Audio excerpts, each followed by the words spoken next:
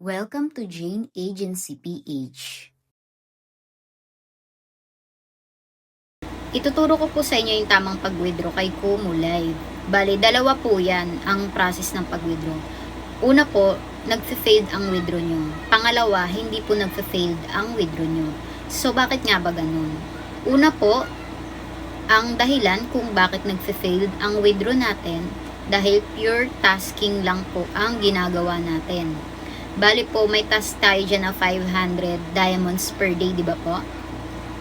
So, kung nakaipon kayo ng 50,000 diamonds, galing sa tasking, wala kayong earnings ng gift, walang nagbibigay sa inyo ng gift, hindi nyo po mawi-withdraw yan. Yung 50,000 diamonds po, ibabalik yan sa inyo ni Kumu. Kailangan nyo pong bagsakan ng 10,000 coins. So, paano ba yon? Paano ba ako makakakuha ng 10,000 coins? Kung may gifter po kayo sa live, manghingi po kayo sa kanila ng gift. Pero ito na nga, kung wala kayong gifter sa live, kailangan nyo pong mag-recharge ng coins. Okay? Maghanap po kayo sa Kumu ng legit na coin seller.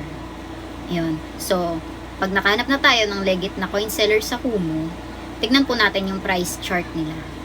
Ang sa akin po, ang 10,000 coins na binili ko ay katumbas niya 370 pesos. Ang 10,000 coins.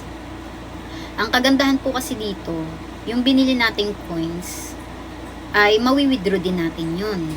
Bali, pag bumili po pala kayo ng coins, sabihin nyo dun sa coin seller na gift na lang yung ibagsak sa inyo. Huwag na kayong i-recharge ng coins para po hindi na kayo mahirapan maganap ng ka-trade kung wala po kayong ka-trade. Pero kung meron naman, kapwa nyo host doon sa GC, tanong po kayo kung sino pwede ka-trade ng 10K.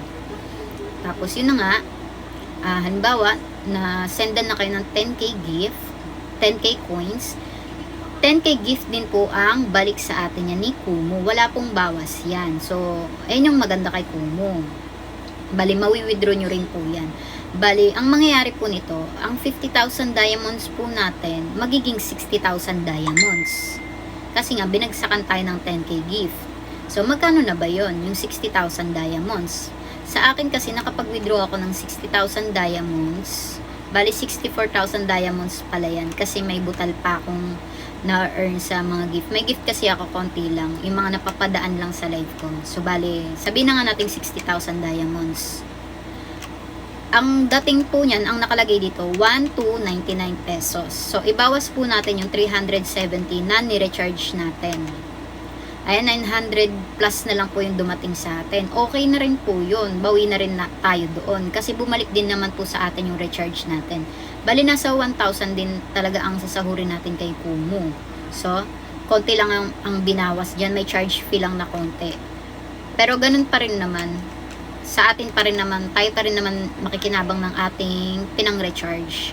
So, ganun po kung malapit na po kayo mag-withdraw kay Kumu, pwede po kayong, kung naka 50,000 diamonds na kayo at binabalik sa inyo, yun po yung tip ko sa inyo. Okay, kailangan po ng 10,000 coins.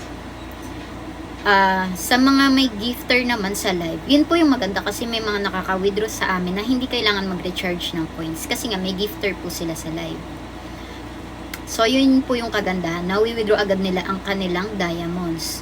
Kaya po, kung may gifter kayo sa live, huwag nyo na pong pakawalan yan. Huwag nyo na pong hayaan yung gifter nyo sa live.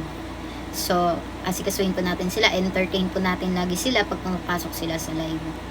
Huwag nyo po sila hayaan umalis ha, kung maaari po. Kasi, syempre, nakaka-earn tayo sa kanila. Nalilibang pa sila sa app. Kasi pwede po tayong mag-games kay Kumu. So, yun po ang summary ng ating withdrawal. Bali, ang withdraw pala nung na-try ko mag-withdraw, minutes lang po, pumasok na agad sa GCash ko. So, saglit lang, 'di ba? Pero yung iba inaabot doon ng 1 day or ang nakalagay po kasi diyan 1 to 3 days. Pero ang na-experience ko po kay Kumu, saglit lang po pumasok na agad sa aking GCash account, ang aking withdraw kay Kumu. Napakabilis lang. Ewan ko lang sa iba kasi nakalagay dyan 1 to 3 days. Kaya po kung hindi agad pumasok ang inyong withdraw, antayin nyo lang po. 1 to 3 days naman nakalagay dyan. Pero kung lumagpas ng 3 days, hindi pa rin po pumasok sa inyo ang withdraw nyo sa Kumu, pero hindi pa rin naman binalik ang inyong diamonds, sabihin nyo lang po sa amin. i-kontakin nyo lang po ang inyong agent kung bakit ganun. At saka po, ito po yung summary pala sa pag-withdraw kay Kumu. Kung binabalik ang inyong withdraw, kailangan po mag-recharge kayo ng 10,000 coins. Ang katumbas po nun, 10,000 gift din. Pero kung successful naman po ang withdraw nyo kay Kumu, congratulations po. Dahil po may gifter kayo sa live, hindi nyo kailangan mag-recharge. So, sa may mga tanong pa po kay Kumu, comment lang po kayo dito sa ating comment section. Lahat po ng tanong nyo, sasagutin natin yun. Paki-like na rin ng ating Facebook page at paki-subscribe na rin ng ating YouTube channel para updated kayo sa mga video tutorials. Maraming salamat!